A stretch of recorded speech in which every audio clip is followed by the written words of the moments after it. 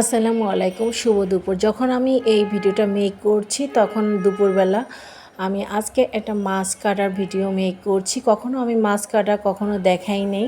অনেকেই মাছ কেটে কেটে ভিডিওতে ভাইরাল হয়েছে।